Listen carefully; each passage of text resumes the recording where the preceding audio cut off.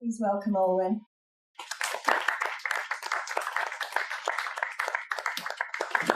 Thank you, Maggie, and congratulations on today. It's a wonderful occasion.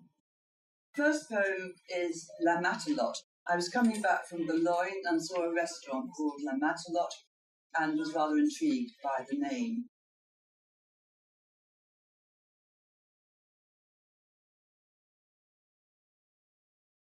The restaurant was called La Matelote, the same word as le matelot, but ending in an E and therefore feminine. We debated what a female sailor would be called in English, other than, of course, a sailor. Fishwife hasn't quite the same éclat. Shore-bound and down to earth, she scolds her husband, wipes scale-covered hands on bloodied apron. Sailor girl sounds far more jaunty, even saucy, a jolly sea shanty of a lass who's good at knots, but lacks maturity. Woman of the waves, though cumbersome, has a more romantic ring, laid back and offering her ebb and flow, her undulating curves. In our minds, these women all transmogrified into a mermaid, sea-born and always breaking free, like words for which there's no equivalent.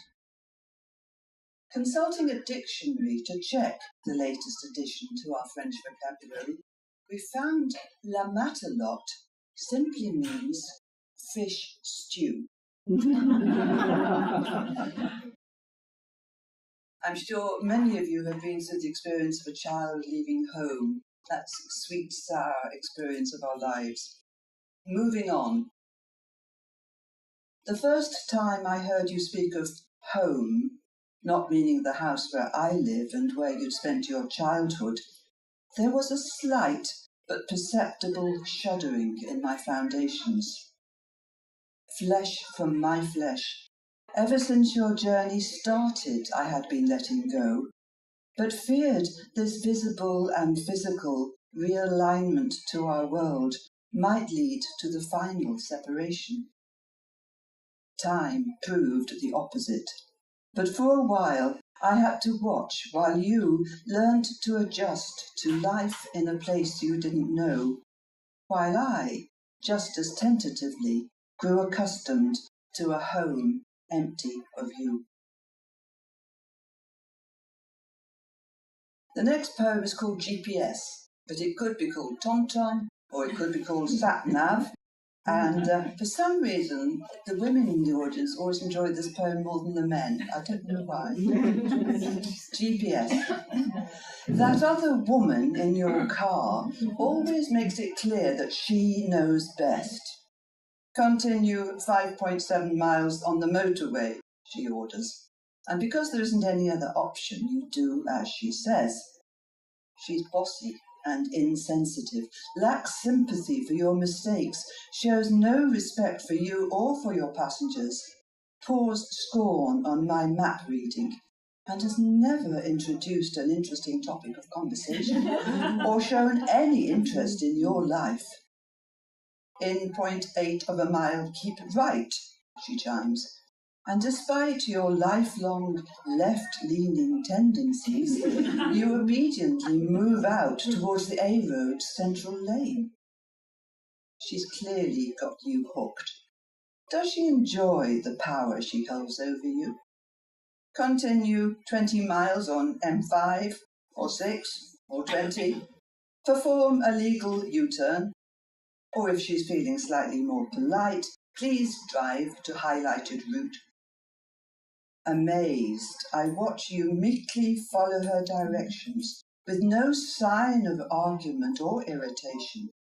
I can't believe the fundamental change I see in you, and marvel at this new relationship. You clearly trust a distant satellite more than you trust your wife.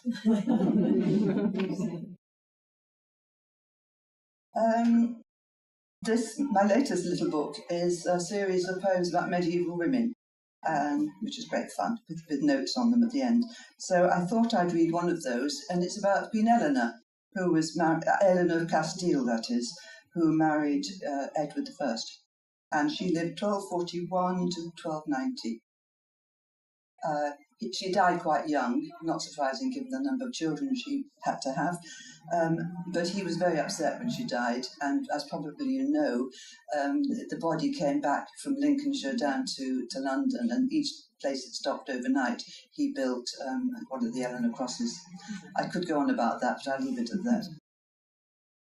Edward mourns for Eleanor. Despite her tender years, she was my chosen bride, although you never welcomed her. She bore me offspring and gave you a royal heir, but was painfully aware of your rejection and dislike.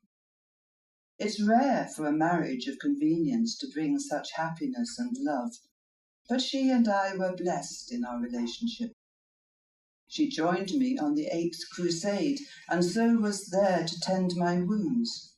She made my house and garden beautiful, enriched not only me, but the whole nation with her love of poetry and song. By night she lay within my arms. By day she entertained me as we shared talk and laughter. Would she laugh now to see my tears and the dozen crosses I've had fashioned out of stone to trace the route her body took on her last journey home? And finally, I'll read the clue. The clue lies in the lady's toe. The clue lies in the lady's toe on visiting Henry Moore's sculpture in Dumfries and Galloway. And of course, the King and Queen, there's a copy out, one of the versions outside the Tate Gallery, that wonderful Henry Moore sculpture, the King and Queen. Unfortunately, the one in Scotland has been vandalised, but this was written before that, so I keep it. The clue lies in the lady's toe.